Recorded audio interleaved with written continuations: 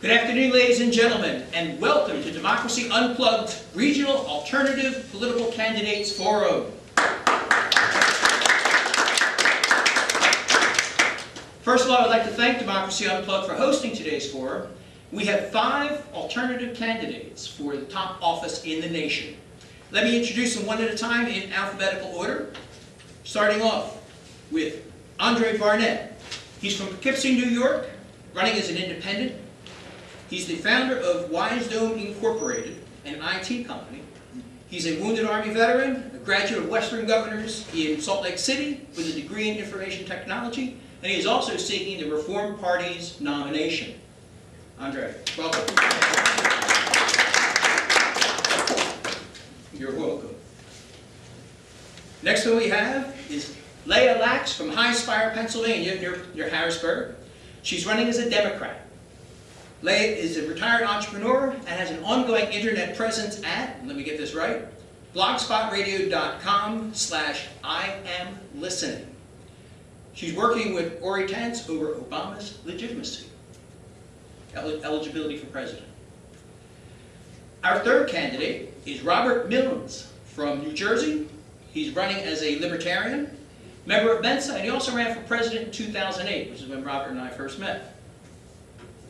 Our fourth candidate is Yadi Osorio from New York City. He's the vice presidential candidate for the PSL, which is the Party for Socialism and Liberation. He's a Colombian immigrant, now a United States citizen, with a Bachelor of Science from John Jay University in Manhattan. He's an emergency medical technician by trade, and he's very active in the Occupy Wall Street movement.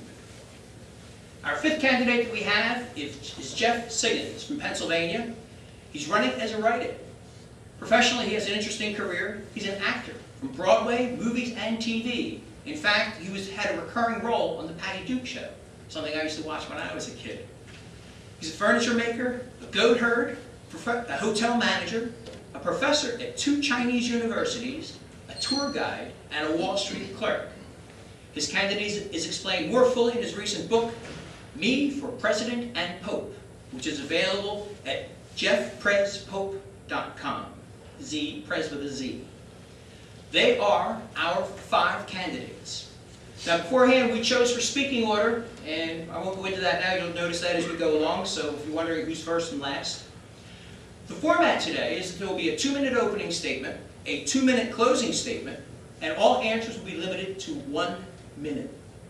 We have a way to keep these guys on time. We'll have a timer in the audience. When 10 seconds are left, when 10 seconds are left in their time, the green paddle will go up. When 5 seconds are left in their time, the yellow paddle will go up. When it's time for them to be quiet, the red paddle will go up. 5 seconds later, I'll ask Bob to please stand up and start applauding, and as the audience asks you to join in, this way we'll be able to keep people limited to the amount of time they're required to speak.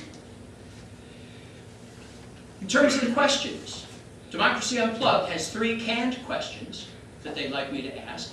Also, we have index cards. Paula is in the audience. You can see Paula. If you have a burning desire to ask the candidates a question, get a card from her. She'll bring it up to the front. And if we have time, we'll certainly get around to them.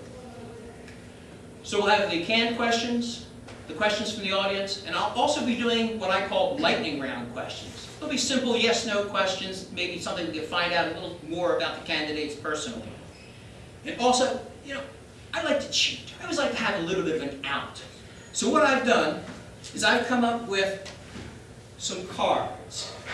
These cards say 30 on it. So if any of the candidates have a burning need to respond to something that's been said, they can hold up the card and they'll get 30 seconds. What I'd like to do is give 2 of these to each of the candidates that they can use at any point during today's debate. They can use their extra 30 seconds. Here you go, and there's 2 for you and 2 for Jeff. So there are the ground rules. Are there any questions from the candidates? No. Any questions from the audience? No. Hearing none, then let the games begin. Our first speaker giving his opening statement will be Jeff Siggins. Jeff, you want to take the podium or do it from there? No, I'll come up and take the podium. Thank you. You're welcome. Thank you, very nice. Hi, I am Jeff Siggins. I'm from Warren, Pennsylvania. I was born there and raised on a farm outside of Warren in Sugar Grove, Pennsylvania. And I am running for President of the United States as an independent write-in candidate. Now, I think it is very important to have supremely qualified candidates, which I am not. And that's why I have developed this wonderful way of getting a really good President of the United States. And here's how it works. You vote for me on a write-in candidate, and on Columbus Day, 2012, I will announce the names of 5 people who will be the nominees for Vice President.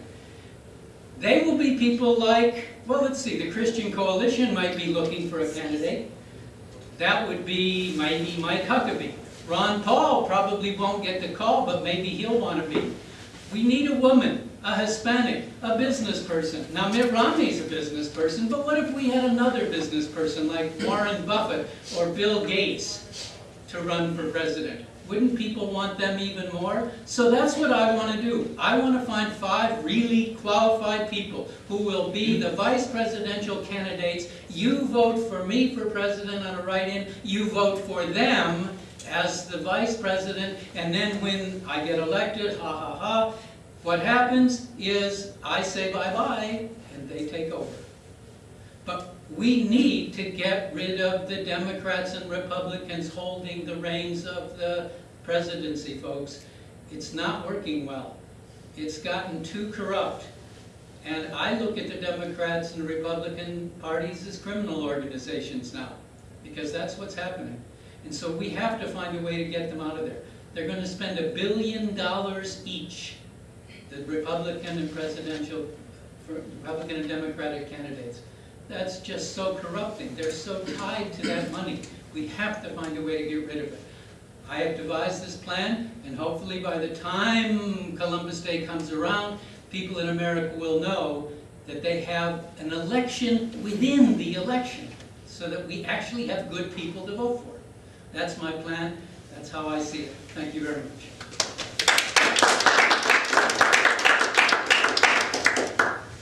The next candidate giving an opening statement will be Andre Barnett.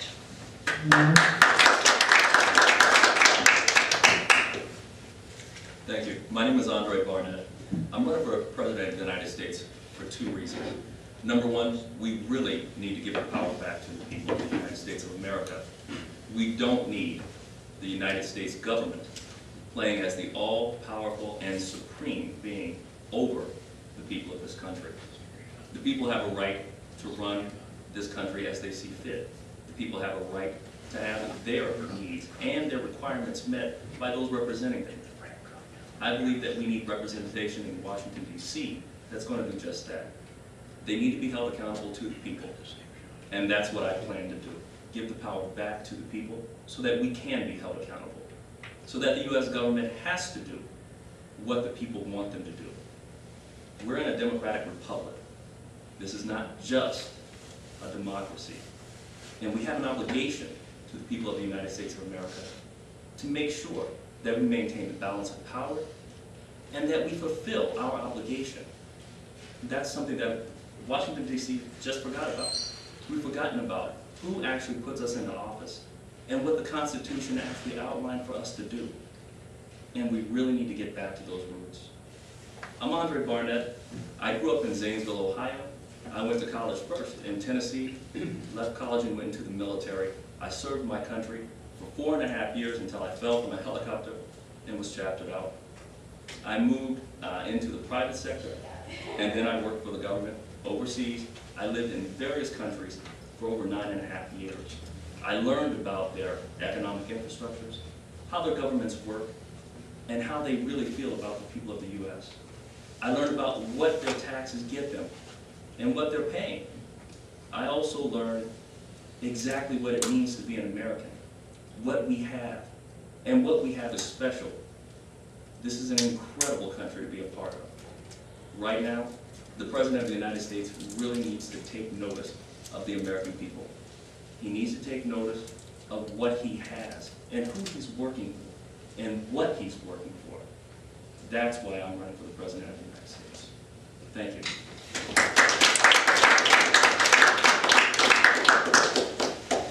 Our third candidate to give his opening statement, Robert Milnes.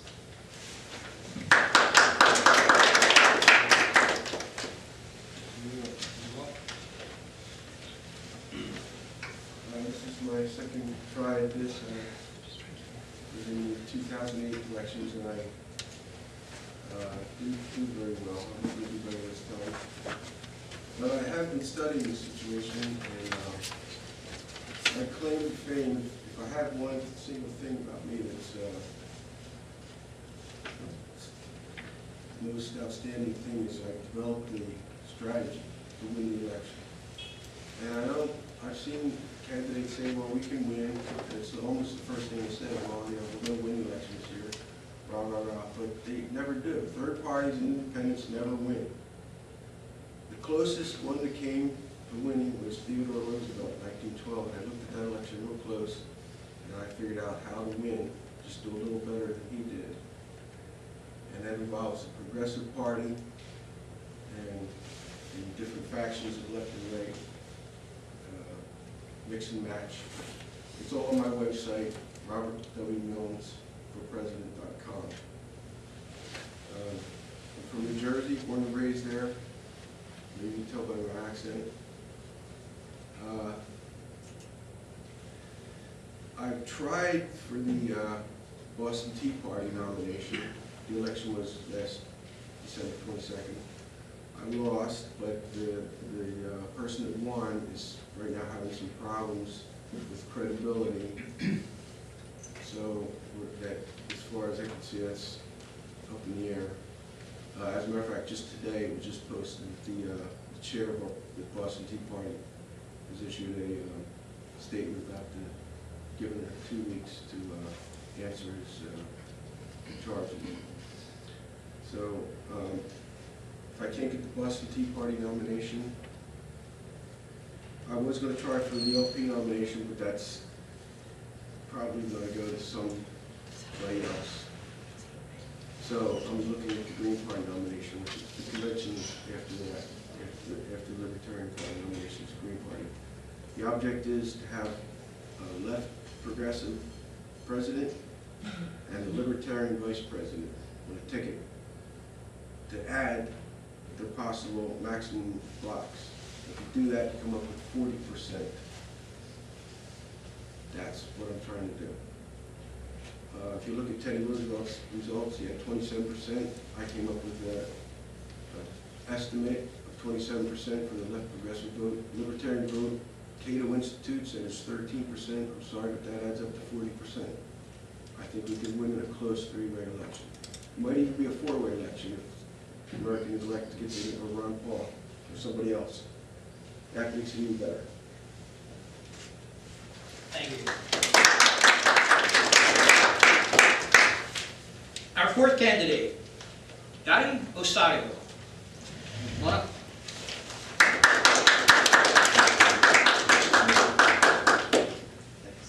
Welcome, sir.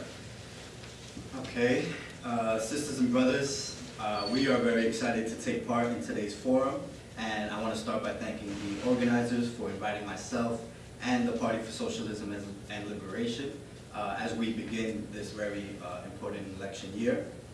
I don't think I have to really explain to the people up here with me and the people in the room about what exactly the situation is with our democracy in this country.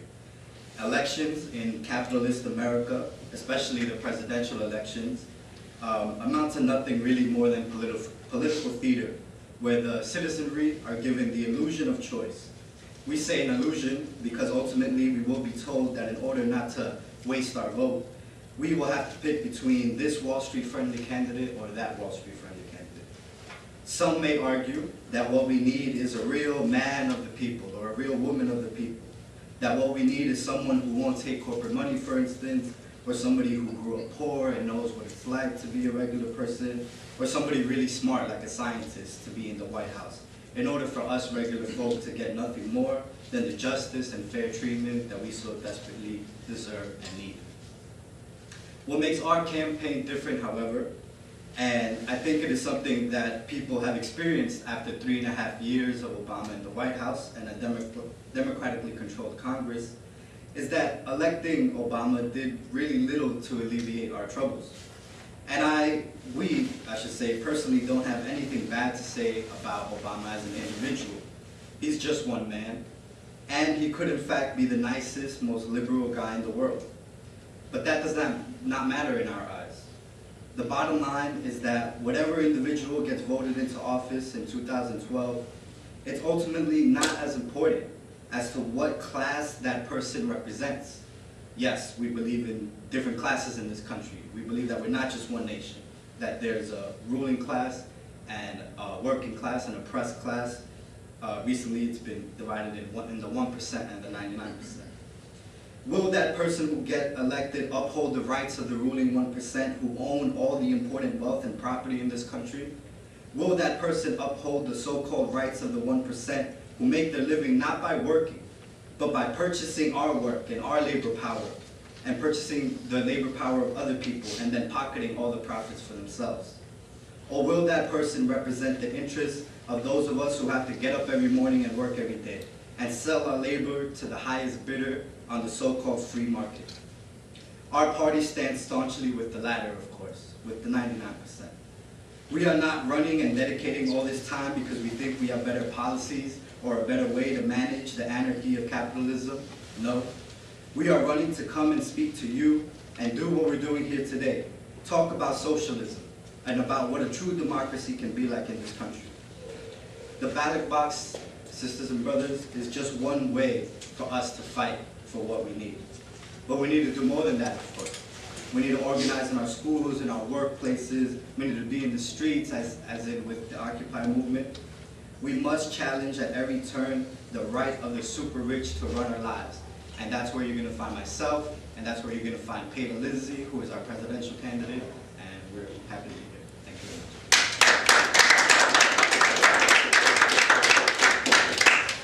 much. Giving her opening statement, our fifth candidate, Leah Lax.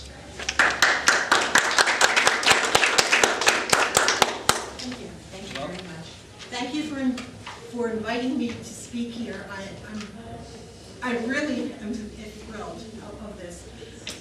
My name is Leah Lax. I was born in Philadelphia at St. Joseph's Hospital.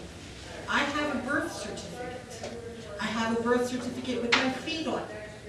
I will be glad to show my birth certificate on my website. I have no qualms, no problems, nothing whatsoever in showing a birth certificate. I am a Democrat. I am not a socialist. I am not a liberal. I am the middle of the road Democrat. The Democrats consider me so right that they consider me a Republican. The Republicans consider me so left that they consider me a Democrat, which I am. My policy is to clean house. You have to clean from upstairs all the way down, because this government is raping the citizens of the United States with taxes. Tax increases for nothing, and we're getting nothing out of it. Just recently, Obama has issued a contract with Brazil, and this is what he's bringing jobs to America. He's having a Brazilian company come into the United States and build our jet planes, and he's claiming that he's going to put Americans to work. Well, in the past, Obama hasn't done that. He had a road project where he got a Chinese company that came in and brought their own workers into building roads for America. This is what he is talking about: jobs. Jobs he created. He didn't say jobs he created for Americans. He said he created jobs. Now, I'm working with Orly Tates, and she is with the eligibility case against Obama. I have given her standing because I am a Democrat. every time my name has gone on a ballot, Obama's group has decided to remove the name from the ballot, all his name from the ballot, remove the Democratic Party from the ballot, and make it into a caucus. And as a caucus, he's removed any candidate that is available or up against him or who is challenging him. I am challenging Barack Obama. I am his worst nightmare. I have been on, I'm on a radio show, I talk about him. I have been on Lori Roth. She's also a candidate who's running as a independent. And she invited me onto the show because I had a lot to say. And I had a lot to offer the United States of America.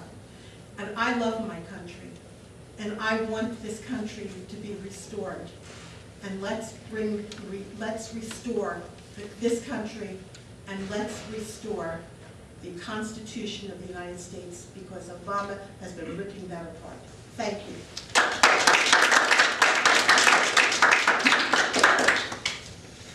That concludes our opening statements.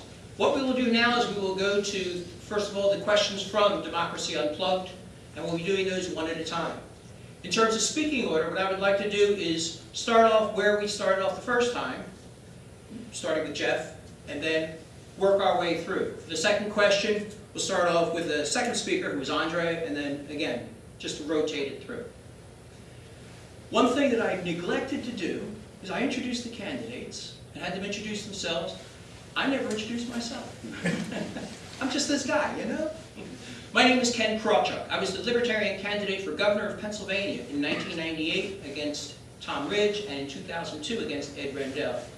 I came in third against Ed Rendell, which I'm very proud of. I was also one of the contenders for the Libertarian Party's vice presidential nomination in 2000, and I came in third on that. Again, something else I'm very proud of. And I'm your moderator today. This is the... In 2008, I moderated the presidential debate for the Libertarian Party, and in 2004, I moderated the vice presidential debate. So I've had a little bit of experience in this. So if I mess something up, it means I haven't learned yet, but I'll get there. Three's a charm, as they say. So let's get to the questions. And the first question from Democracy Unplugged, a simple one. What is the primary message of your campaign? And let's start first off with Jeff. And by the way, for these questions, they have 1 minute. So we're not going to get people up and down. We're going to ask them to answer from their seat. Otherwise, we'd spend half of today watching people stand up and sit down. So Jeff, tell us, what's the primary message of your campaign? The primary message of my campaign is that America is being overwhelmed by the corruption that goes with the money in politics. And we have to find some way to get the influence of money out of politics. Just this week, Sheldon Adelson, a billionaire from Las Vegas, is giving $5 million to Newt Gingrich so that he can trash Mitt Romney. We have to get back to the old days where that wasn't the case. Now, Citizens United had the Supreme Court ruling had a very big influence on what's going to be happening this year.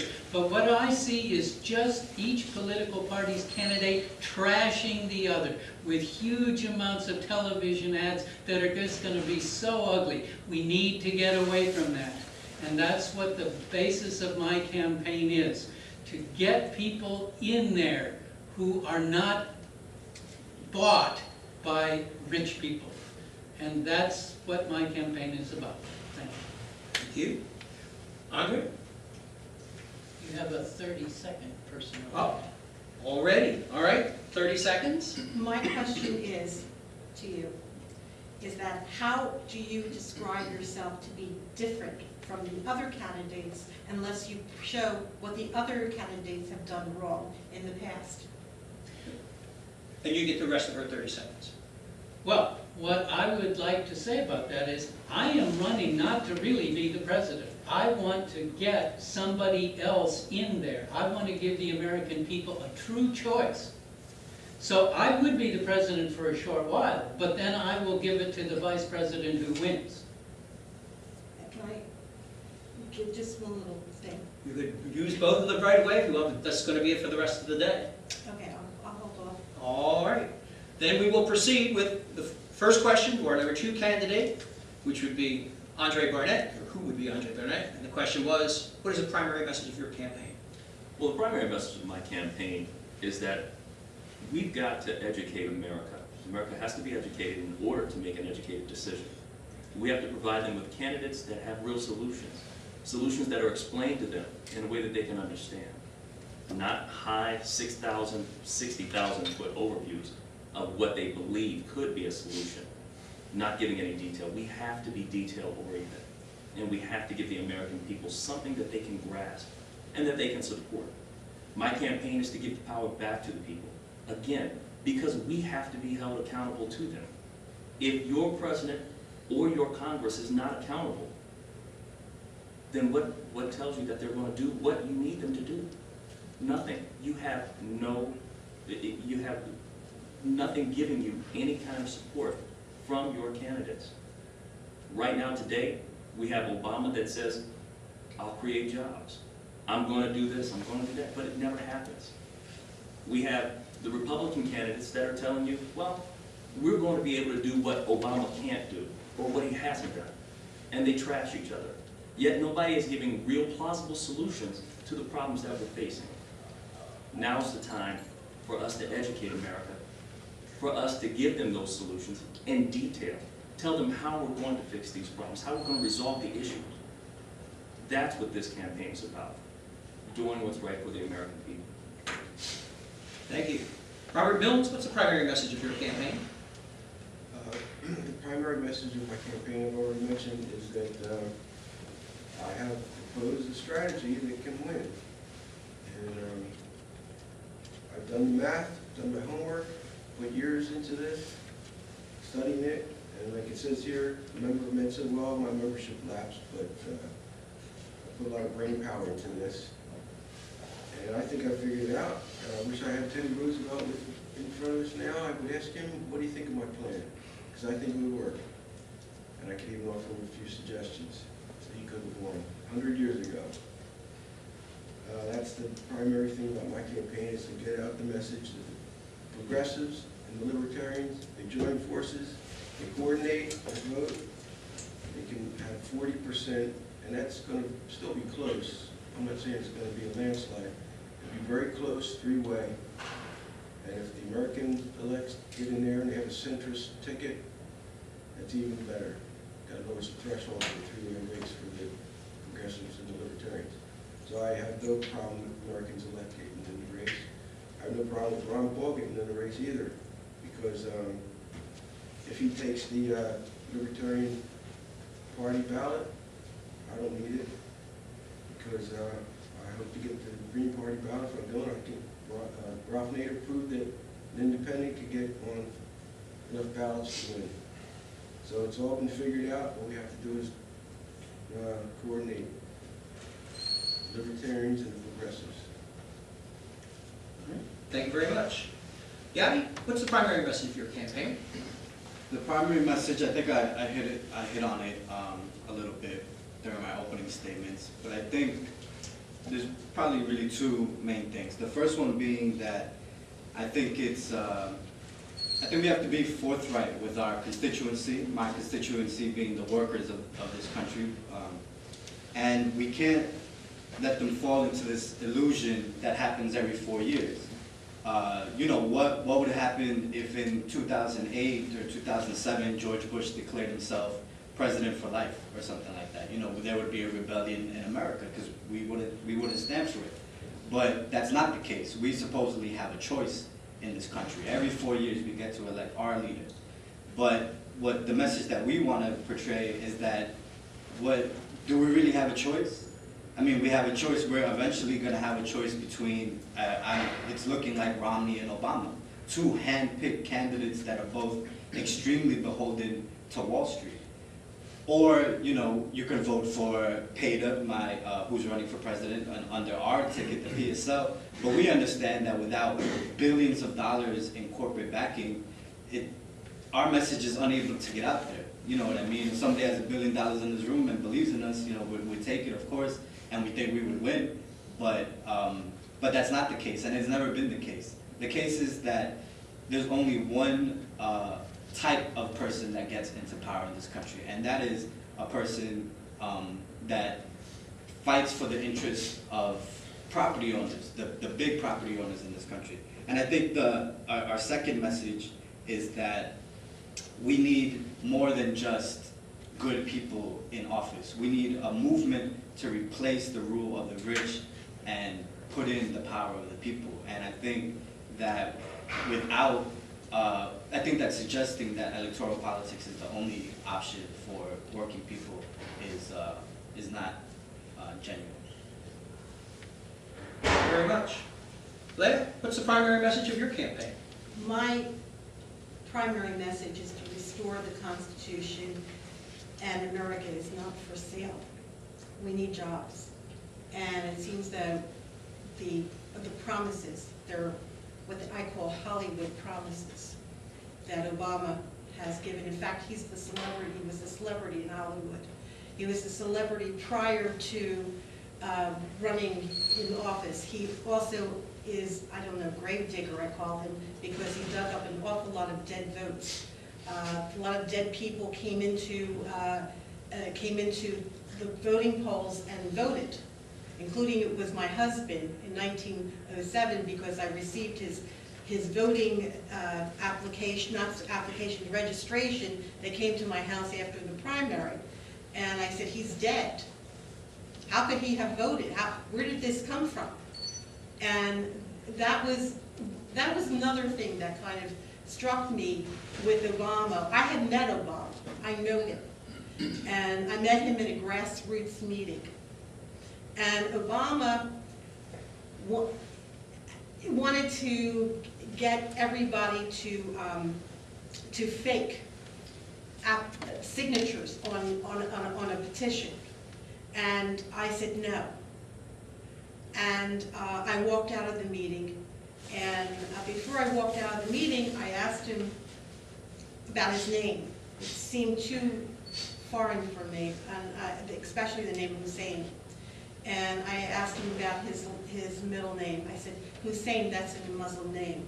And I found out later on he has a third Muslim name, which is Abdullah. And he said he wouldn't answer me, and he just totally ignored me. Then I asked him in Arabic, and he answered me in Arabic, no one's going to believe you. And that was the answer. After that, I told him, I said, I have plans to expose you. This is going to be your exposure. And I went digging. I'm stopped. All right, thank you for that first round of answers. We'll now go to our second question, and this time we're going to start with Andre Barnett. Andre, how would you restructure the economy? Well, first, I would have to say we need an all-encompassing solution. It's not something where we can just take a single part of the economy and say we're going to fix this. No, we have to look at how each part of the economy is affecting the other. So, I know that I get blowback from many of the liberal when I say that we need to decrease the corporate tax rate. That's a harsh one for a lot of liberals. But at the same time, I also say that we have to give something back to our taxpayers, those that are working and putting money into the economy. That's where our real revenue comes from, our tax dollars. We're borrowing from the American people. So this is what I would do. Number one, I lower the corporate tax rate to 12%. And this is what I'm saying, that we have to be detail-oriented. Bringing back jobs, but this is with strings attached. This is not something where we say, well, it's 12%, do what you will with that revenue. No, it's got strings attached. When you come back, when it goes to 12%, you have to bring back a certain amount of jobs into this country. Or you're going to be taxed at the regular 33.5%. Also, we're asking that these corporations that come back in would take part in our premium payment program, where they're going to pay the health care premiums for all of their employees and their employees' families. And if they'll take part in that, we'll lower the tax rate to 9%. That is a booming job growth market right there. That's how you bring jobs back into the U.S. That's how you get everyone covered under health care, more people covered. There's a lot more to this, but that's the initial portion of how I would restructure in a lot of time. Thank you very much. Robert Milnes, how would you restructure the economy? Well, I'd start with something we already know, that the economy ran fairly efficiently under Clinton, so we should stabilize the economy under progressive taxes along the rate that Clinton had. But at the same time, get back to that progressive rate. At the same time, we can tweak the economy with different programs from the progressives and the libertarians. They're going to have to hash it out between them. Which ones are totally acceptable to both, which ones are partially acceptable to one or to the other, and work it out that way. That's how I would proceed. Thank you. Yadi Osario, how would you restructure the economy? Well, first of all, I would get, I think, right off the bat, by the economy, we're talking about jobs. That's what the main issue is going to be in the presidential election, is jobs. And I would get rid of those people who don't work for a living, the 1%. The people at the top that all they do is sit back and watch other people work and then collect the profits. That's the main thing. You know, there's more than 14 million people unemployed in this country officially, if you want to take the official rate. But if you do the percentage-wise, it's really only 50%, 58% of adults in this country are employed. And that's a real problem. And I think that capitalism cannot solve, for instance, the quandrum of putting people to work where they should be working. Right now, there's 17 million people in this country that are working in jobs that they are too highly qualified for. There are 18,000 people with a bachelor's degree in this country that work as parking lot attendants. There are 5,000 janitors in this country that have doctorate degrees, PhDs. And that's a contradiction that the capitalist system can't answer. That's only under socialism when we say that, you know, everybody has a right to a job, that a job is a right. Will we be able to move past this system where we have homelessness when there's so many homes involved? Will we really be able to unleash the full potential of America? Will we be able to unleash the full potential of the world, really? Instead of squandering it, having people with PhDs work as janitors or parking lot attendants with college degrees. Thank you very much. Leah Lax, how would you restructure the economy? Well, the first thing I would do is probably open up NASA, reopen NASA, and get the jobs back in with the government, because that is a domino effect. Reopen the naval yards. The naval yards we have, Philadelphia is the only naval yard, I believe, that is a freshwater naval yard. That was closed by Clinton, and people have lost jobs with that. It's a domino effect. We didn't stop. This economy didn't start with Obama. It didn't start with Reagan. It didn't start with Clinton. It didn't start. Well, Reagan tried to fix it, but it started really with Eisenhower. And when we were still paying off a war with World War II, and then we went into Laos, and then we went into Korea, and then Vietnam. And by the time everything started dwindling down, our prices, the budget has increased, and now we're at a trillion budget, because we really haven't been paid off paid off our debts at this point. What we have to do is create jobs that are not just government jobs, but also small businesses, industry. We have to encourage industry in the United States. What I would do would be, if somebody had it was outsourcing, his taxes would be higher. If someone had Americans working, there would be a scale to decrease the taxes to the point where it's not going to be to the point of zero, but be to the point where it would encourage them to hire American workers. We need to put America back to work. If we take away Wall Street and we stop this corporative situation, Intel wouldn't be around. Neither would Coca-Cola. They're all big corporations. This pen is a BIC. They wouldn't be around. You have to really think through what what is being said to you about what big corporations we're talking about. Most of the people are saying, well, Goldman Sachs. Well, Goldman Sachs is not the only person on Wall Street. There's 1,000 others that have also caused the United States to go, or people in the United States to lose their money and to lose their homes and to lose their paychecks. Thank you. We have a 30-second card thrown up here. Yadi, what do you have to say? 30 seconds. So I just want to talk a little bit about what we think is the myth that, you know, if we throw out Wall Street, that we won't have Intel or these big corporations like Coca-Cola, we won't have great tasting high fructose corn syrup and stuff like that. Those companies are run and will still be run by workers. All we're saying is that there shouldn't be a system in place, which is capitalism, where the heads of Intels or the stockholders of Intels don't have to do anything in the production of making these wonderful products. All they have to do is sit back and watch other people. We want all these great things, and actually socialism would increase the amount of great things because we'll be able to unleash the wealth of all these nations. Let's take Whirlpool, for instance. Whirlpool just laid off 10% of its workforce. They shut down a factory in Fort Smith, Arkansas. 800 families worked in that factory. And they sent their production where? Overseas. Now, the people of Whirlpool, they can do as the Occupy movement says and occupy that factory and keep it running and keep pumping out great products democratically, a people's ran industry. And those products, I guarantee, will be better than whatever any fat cat corporate exec will pump out. Thank you very much. You have one timeout remaining. Our fifth candidate, Jeff Siggins. Jeff, how would you restructure the economy? Well, I agree with some of the people here who say that jobs is really the very most important thing, but also I would like to look at the tax structure of the United States.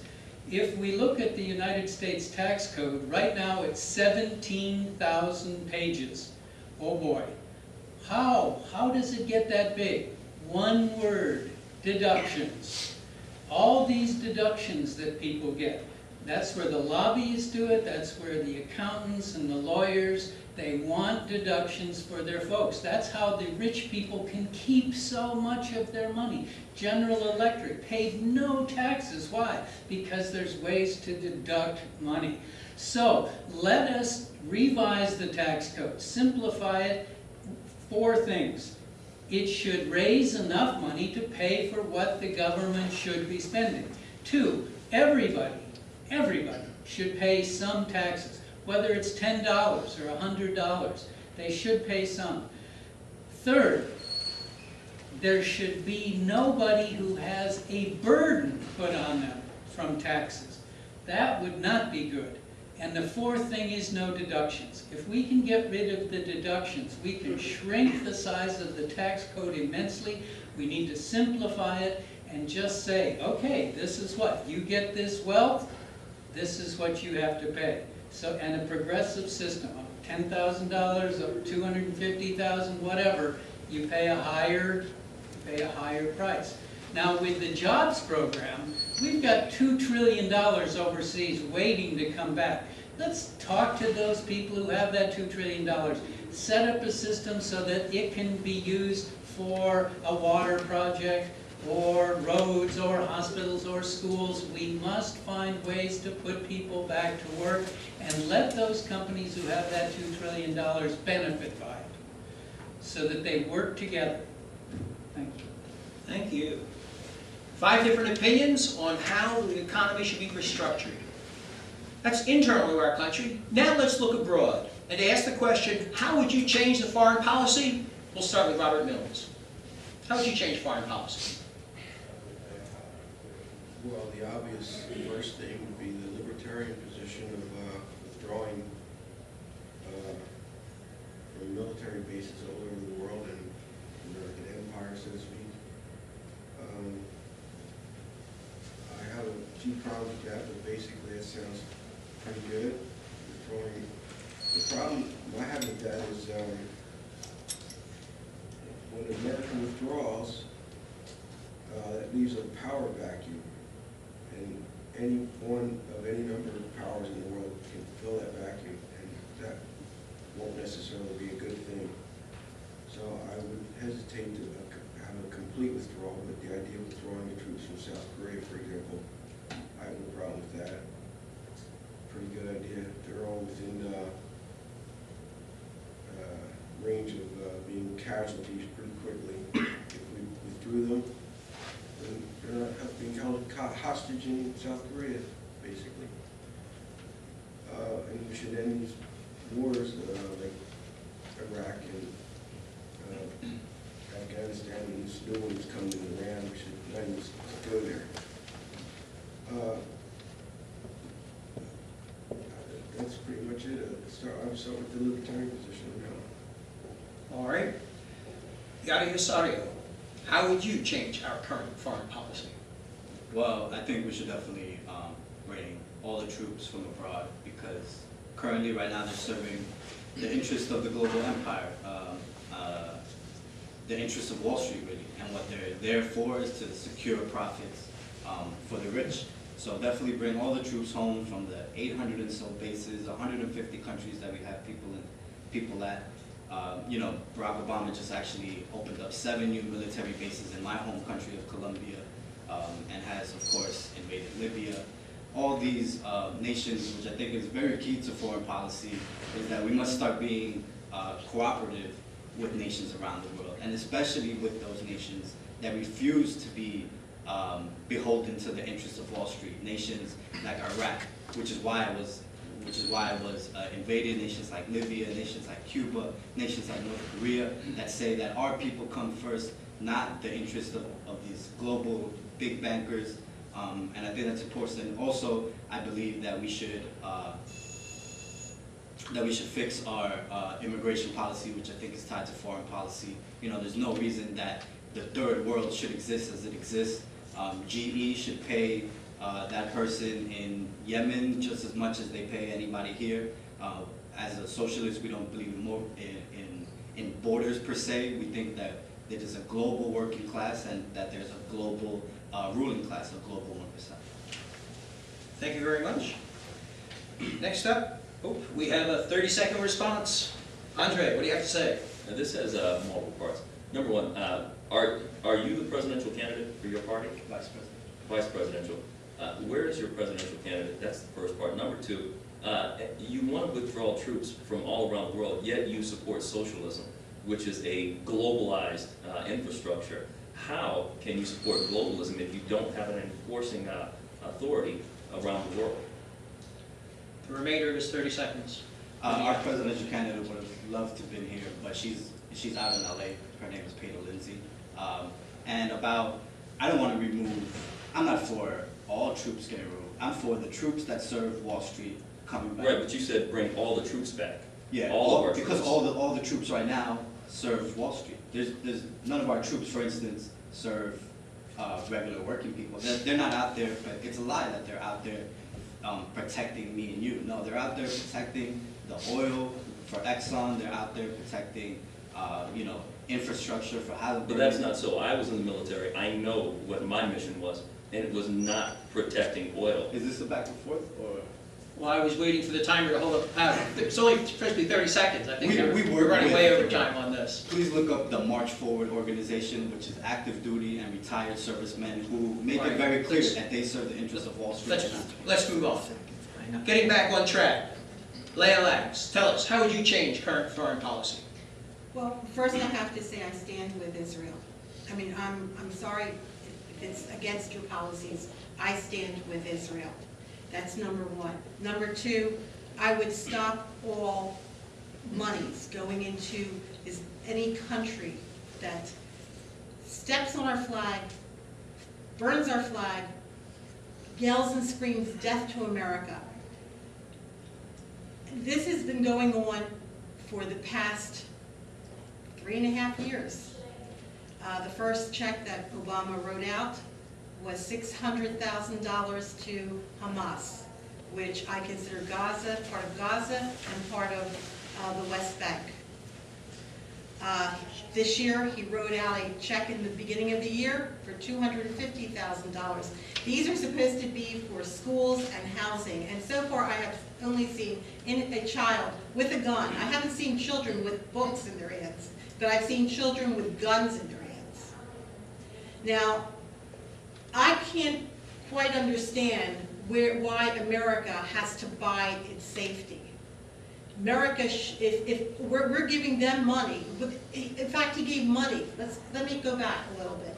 He gave money to build mosques that got damaged, but he won't fix the economy here in America with that money.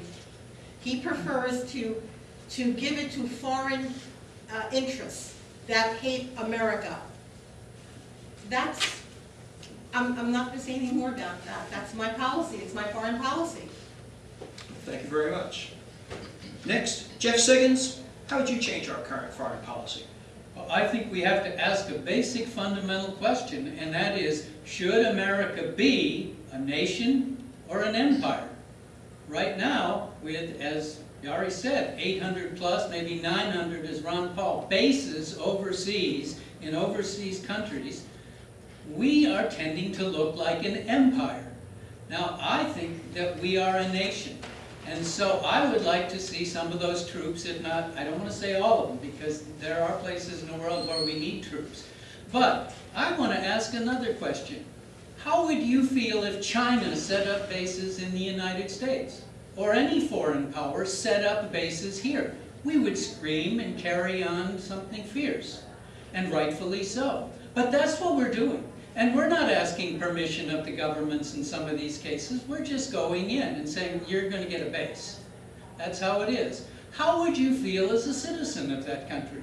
Now, I've visited 40 plus countries in the world and lived and worked in 6, and I know how they feel about American bases. I worked in Turkey. They are not happy. They're not happy having American bases there. So ask yourself, do you want that? I don't. Now, another policy that Obama should have done, and he didn't, was take George Bush and Dick Cheney and Rumsfeld and Condoleezza Rice and Paul Wolfowitz to the International Supreme Court of Justice in The Hague as war criminals.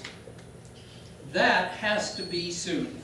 They must go. We must prove to the world that we are a country of laws, and we broke laws. We broke international laws. And the people who broke those laws should be punished for it. Obama said, no, we must go forward. We must look forward and not look back. I'm sorry, that's wrong. We need to look back and take care of things when we do things badly. And therefore, people will know who we are. And then we should say, we just want to be friends, folks. We just want to be friends. We don't want to be your master, just friends. Thank you very much. Last candidate, Andre Barnett. Tell us, how would you change current foreign policy? Well, number one, I have to say that we do need an American interest foreign policy, which we don't have right now. We need to look at other countries and ask ourselves, really, is this where we need to be? Is this in America's best interest? What I've seen so far is I hear my colleagues at this table speaking about how we got into other countries and what we're doing and how we should bring people back. The fact of the matter is, in contrast, most of these countries asked for our help at one point or another. That's when we put people there. Now, we overstayed our welcome, and we have progressed into their society. We've kept bases there, but I also have been in Turkey. I lived in Germany. I lived in Bosnia, the former Yugoslavia. I lived in Austria. I've lived in the Middle East.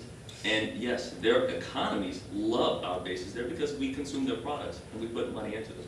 Their people don't want us there because they feel that we are invaders and that we're actually infracting on their rights. And I agree, we need to come home out of those places. However, I do want to set the record straight on many of those statements that were said before time. Now, I don't want to say that I'm for staying in those countries because I'm not. But I don't want it to be said that we just ran off and went into a country for no reason. Now, some of them we did. I'm not going to say all of them, but some of them we did. As far as foreign policy is concerned, though, I'll get back to your question, and that is we need to look inward and fix our own house.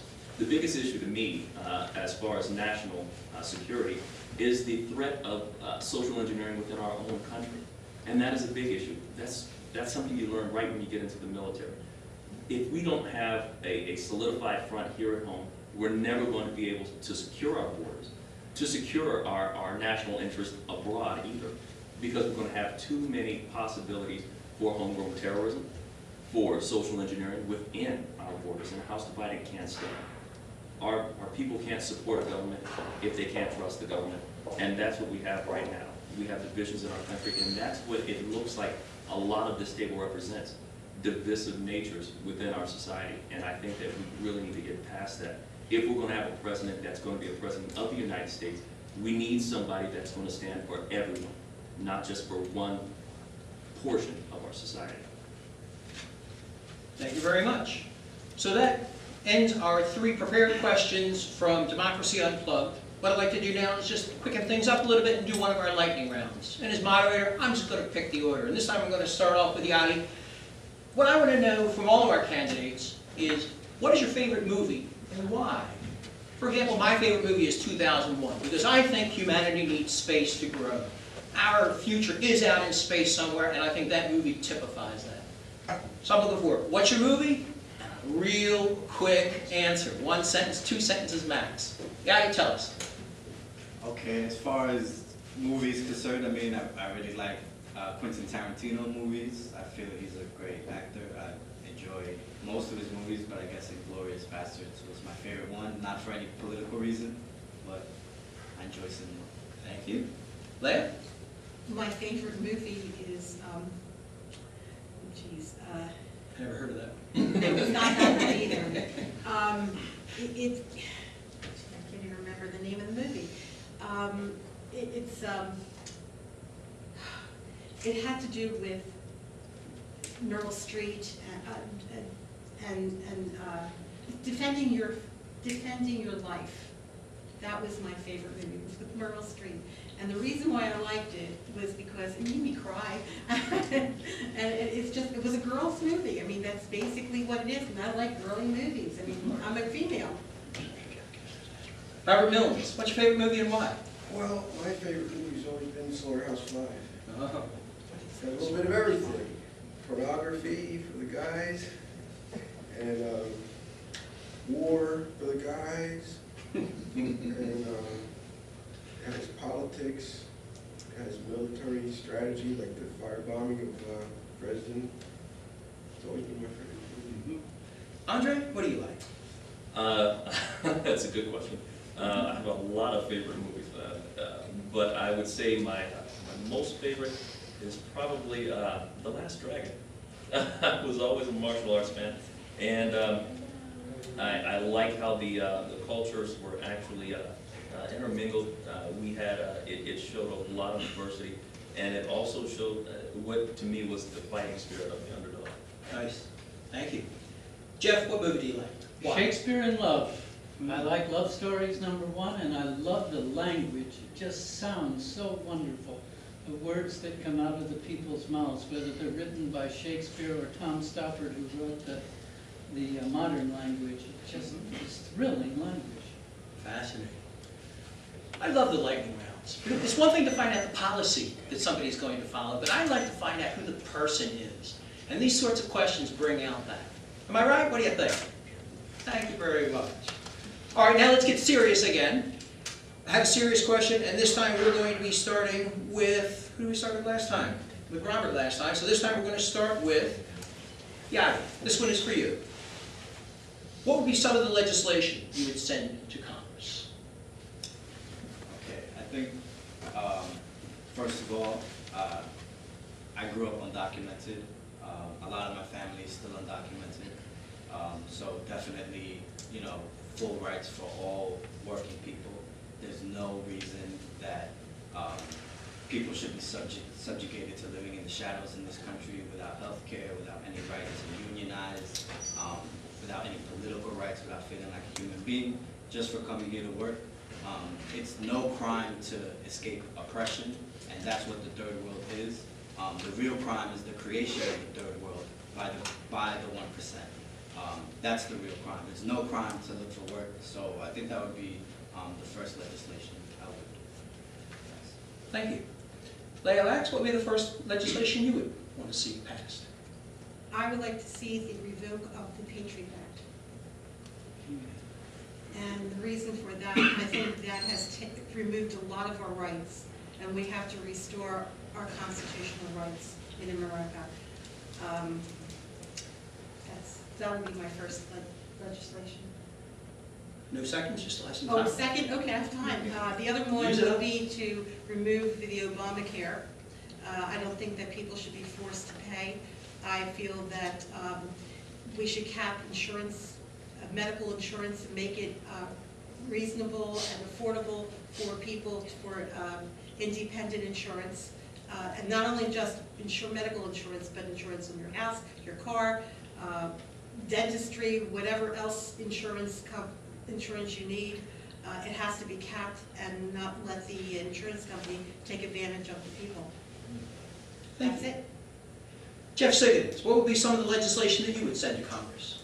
Well, the first thing I would want to do is send something that I could see how the Congress was going to react to me and my legislative policies. So I would start with something small. One very, it's not too small to me, is a shield law for journalists. You know, having a journalist go to prison because they will not tell who their sources are is a terrible thing to me. The journalists are our eyes and ears of our society. And when they say what somebody else is saying to the public, they're doing us, the American people, a great favor. And that a judge can send them to prison for not telling where they learned that, to me is a terrible thing. So that would be the first piece of legislation. But then the tax legislation. We simply must right this terrible wrong, where all these taxes have little corollaries and deductions and subsidies and 17,000 pages worth of gobbledygook that the American people certainly can't understand. I know accountants who tell me, I don't know what's going on. I've read it, I don't know.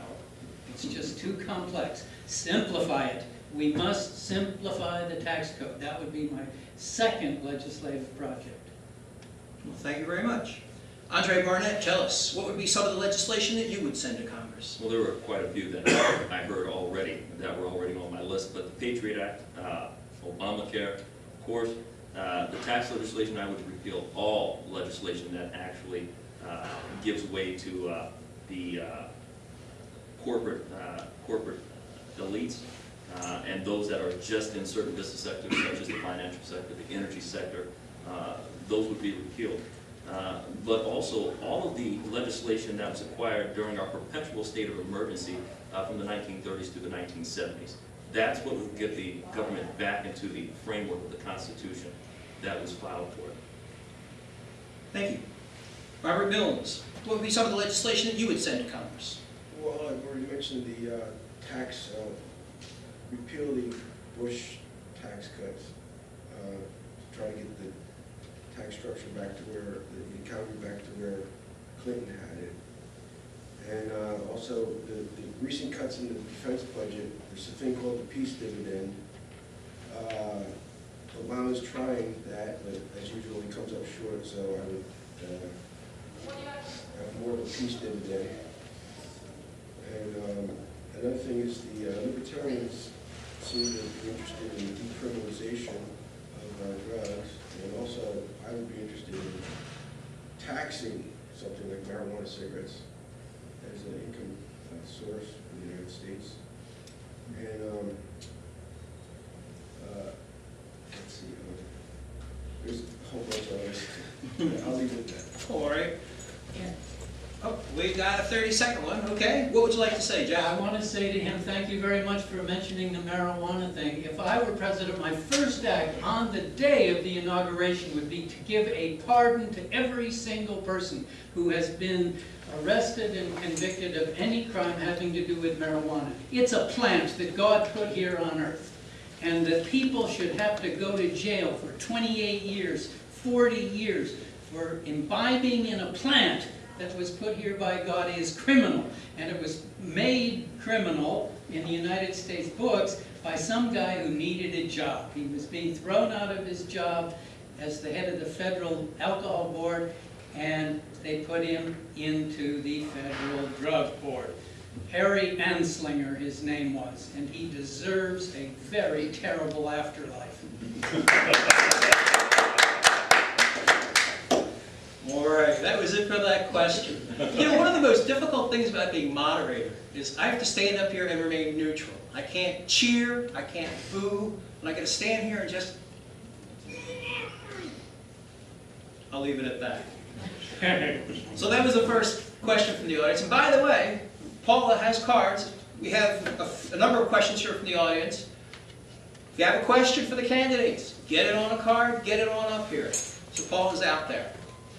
So let's stop and do a lightning round, because I just love the lightning round. So I'm going to do one between each one of these questions. This one's going to be a real simple one, and I'm going to start over here with Jeff. What was your favorite school subject and why? Well, I'm an actor. I love drama and theater and also English. I'm an English teacher nowadays, and I just love the English language. It's a beautiful language, and I love learning about it. I know about, I don't know, as many words as there are. One of my favorite, and my friend Ben back here will tell you, he's a word person too. We love words. Oh, words. Fits in with your Shakespearean. Love that. Right, let's get out of here. Johnny, wake up here. What's your favorite subject in school and why? My favorite subject was always science, and I think it's just because, you know, it's so amazing to see what we can develop as a people, and I think personally that's translated into my politics as well, because right now under capitalism, our brightest minds go to the biggest corporations to do what? Not to help everybody, but to help them make their bottom line or increase their profits. And if it's not a corporation, it's the military-industrial complex. So our brightest minds are now going towards war and towards people's individual pockets. But under socialism, as you can see with the nation of Cuba, you know, medicine, I'm an emergency medical technician, medicine, I'm sorry. One or two sentences. Oh, I'm sorry. Lightning round is supposed to be fast. Oh, my fault. So you just turn around and say, Andre, favorite subject and why? I had two, music and science. Love music because I was classically trained, and I've always been in music and science because I've always had a knack for blowing things up. All right. Tell us, Leia, favorite subject, Mike. I have three: history, science, and art. I love history because it repeats itself, and you have to know what happened before to realize that it's actually repeating. Science, I always liked it because I went into medicine for a while, and I really loved working with people in a hospital. And art, I'm a portrait artist. I love art. I mean, I just love anything that's arty. Thank you. Robert? Well, I dropped out of high school and college, so I have to say what I would have liked.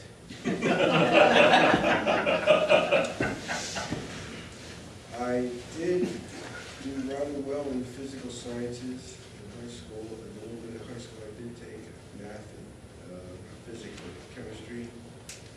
And I would say that since then I've changed from interest in skill in physical sciences to political science. All right.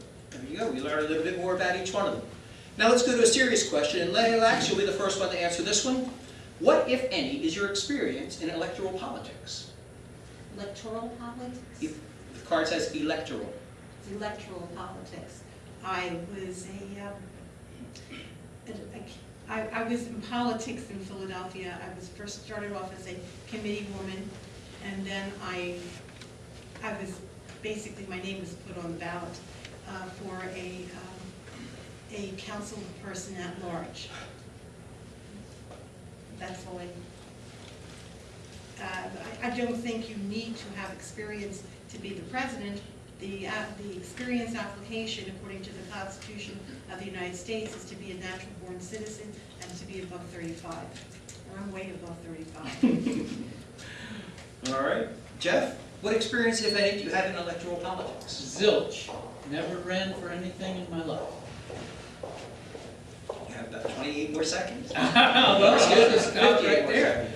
You know, I always like it. I've been a great follower of it because my mother was addicted to watching television of the convention and those things, but I never got into any elections. I never wanted to be.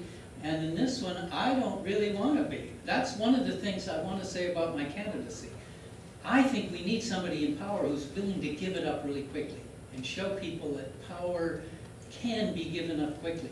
We've had people like Stroessner in Paraguay and Fidel Castro who just stay in power their whole lives. No, no, no. Let's have an example. Let's have a president of the United States who will give it up really quickly. And that'll show people something important. Andre, tell us about your experience in electoral politics. Honestly, I have no experience in electoral politics, and I'm proud of that. I believe that the leader of this nation should be willing to see himself a little differently than what has been shown in the past. He shouldn't see himself as the ruler of this country, but as the greatest servant of this country. And my service for this country, well, I have a pretty good resume. So I believe that whoever is the President of the United States should be willing, just as our men and women in uniform, to give his life, to lay it down at any given time for this country. And he's got to be willing to say that, hey, you know what, I'm not the supreme being. The government is not the supreme being, but we're the servants of the people. And that's what I'm proud of. Thank you. Robert Milnes, what's your experience in electoral politics, if any? Well, I have basically two phases of my life involved in politics. One was back in the 70s and 80s when I was grassroots. I was never on the ballot or anything like that, but I had a lot of grassroots experience. And then I got burned out. I was in Boulder, Colorado, and I knew all the radicals in Boulder. And I got burned out, and then I quit politics for about 10 years, maybe even 20, I forget. And then I got back in about 2004, and I actually tried to get the nomination of the Libertarian Party back then. I didn't get very far, and I tried to get in 2008, and now I'm trying to get in 2012. Thank you. And Yadier Sadia. My party, the Party for Socialism and Liberation, we're a national party, of course. So we're a new party. We just started in 2004. We ran for president and vice president in 2008. Gloria La Riva was our presidential candidate, and Eugene Pereira was the vice presidential candidate. I worked very hard on their campaign to get them ballot access. We won ballot access in 12 states around the nation. And we also ran in local elections, not because we feel that it's going to be an individual that's going to change our society, but we use the tool of the electoral process to get our message of socialism and of real justice and democracy across. This is my first time actually running myself in an electoral mayor, but my party, we have a lot of experience. I come from New York City. We ran against Mayor Bloomberg. In 2009, we ran a working mother of two from the Bronx, a community organizer, a student leader, under the socialism ticket. We got the most elections of any socialist candidate since the early 1980s. In Los Angeles, we ran for mayor there. We got around, I think, 40,000 votes in Los Angeles. So my party is definitely experienced. Well, thank you very much. That ends the round for that question. So it's time for a lightning round. It's cold outside, so I want to know, Andre, tell us, you just got a week's vacation. Where are you going and why? I'm going home, and that's it, just because it's warm. And I like to spend time with just my family. And so that's where I'll be during that entire week. Nice. Robert, you're starting a week's vacation. Where are you going? Wow, I'd like to say Atlantic City, but I'd probably go home too. What about you, Larry? I'm going to Disney, Not go. because it's fun. Good answer. Johnny, where you go? A week's vacation from work would be great, and so I would do what I love to do, and what I love to do is fight for the people of this country and for the people around the world, so I would go around visiting occupiers all across the country maybe. That would be great. Jeff, where you heading? The Philippines, 90 degrees, incredibly beautiful beaches and beautiful young women. All right. On that note, let's go to a serious question. I like this one. This is a two-part question. What does it mean to be president, and how would you fulfill this obligation? What does it mean to be president, and how would you fulfill this obligation? Tell us, Jeff. Jeff Siggins. Well, Chief Executive of the United States, and it's not like Mitt Romney says, it's a business. Government and business are very different. And the way that I would fulfill it would be by giving it up quite quickly to somebody who is truly qualified to do it, because I am not. And that's not why I'm running, because I'm qualified. I'm running to provide somebody a chance to get in there who is qualified without having huge amounts of money behind that person to get them elected. So that's how I feel about it. I really don't want to be the president for very long. I'll be it for a little bit, but not just get me in for a few moments and turn it over to somebody who's truly qualified. Thank you. Andre Barnett, what does it mean to be president, and how would you fulfill this obligation? What it means to be president is to be, again, the highest servant of the people. You've got to be a servant-minded, meaning that you're going to do the work of the people. I would fulfill this by, again, rolling back the legislation that was incurred during that perpetual state of emergency, and giving the power back to the people so that we can be held accountable. Because that's what we keep hearing. President Obama said it. Hold me accountable. I'm going to do this. Hold me accountable. Mitt Romney says it. Hold me accountable. All of them say it. Hold us accountable. Yet the people don't have that ability to hold them accountable right now because they're bloated with power. The government is bloated with power. And there's no way that anyone can hold them accountable. If we give back the power to the people, then we are forced to do what's right by the people and to do the work of the people. Your president is nothing more than a glorified project manager. He's managing those projects, but it's the projects, and he's got to get stakeholder buy-in, just as in any other project. And who are your stakeholders? It's not Congress, it's the people. And we have to have their buy-in. That's how we give it back. That's how I would fulfill this obligation, is by giving power back to the people and being held accountable. Thank you very much. Robert Milnes, what does it mean to be president? How would you fulfill that obligation?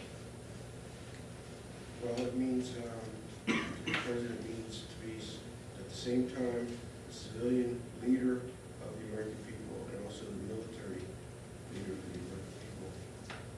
And that's not an easy task.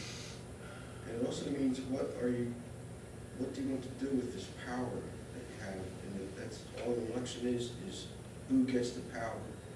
And for the past 100 years, and I'll just say that's as far as I would like to think about, I don't want to go back any farther than that, it's not necessary. For the past 100 years, it's been the Republicans and the Democrats in power, and progressives failed to get elected into power, and they also failed to take over power in any other way.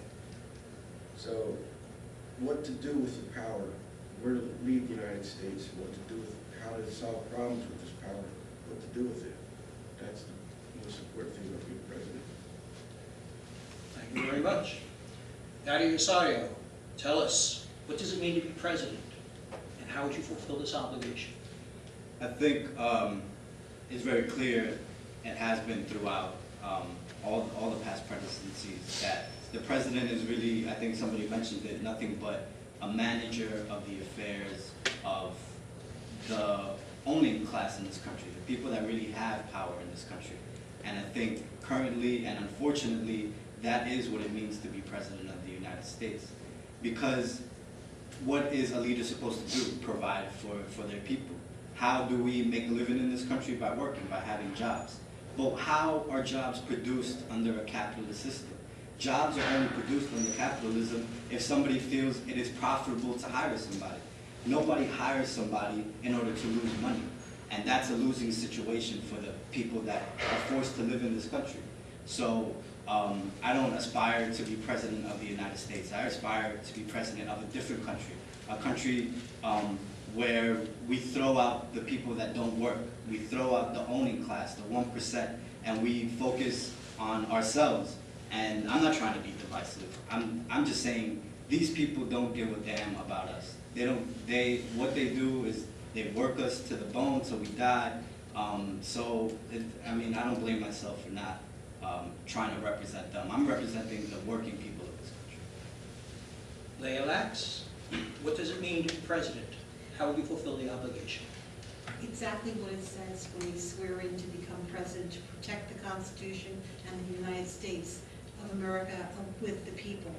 My job would be to protect the United States and the Constitution and the people within its borders. I can't throw anybody out of this country unless they're an absolute traitor to this country. I think I would encourage those that are on welfare and those that are these 99% people who don't have jobs to get jobs. I think the jobs are very important. They want jobs, so they're out there protesting. I understand their plight for their cause. Now, as president, I mean, the United States is one big corporation. You're the taxpayers. The only thing I would be like the CEO of the United States. I have to listen to my taxpayers who are the stockholders. And if you look into the history of the United States did become a corporation. In fact, it's one of the biggest corporations in this country. So that's where I would, that's what I would be, that's what I would do. I would have to answer to the people, because whatever I do, the buck stops here. Well, thank you very much. That concludes the answers for that question, so that means it's time for a lightning round. And I'm going to shake it up just a little bit here. What I want is shows of hands. I have a whole bunch of questions here that spans the spectrum. First of all, how many of you would accept matching funds if you qualified? Let's see, 4 out of 5. All right. How many of you belong to Toastmasters International?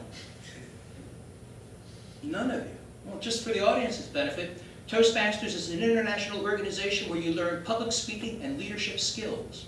I used to be terrified to stand up in front of an audience. I used to hide in the corner of the room. Now look at him in the front. Toastmasters is great if you want to learn how to communicate your message. I see Bob giggling back there because he knows that every chance I get, I promote Toastmasters. It has changed my life. All right, another show of hands. Who's going to be running a full-time campaign? Again, 4 out of 5. How many of you think Obama was born in the United States?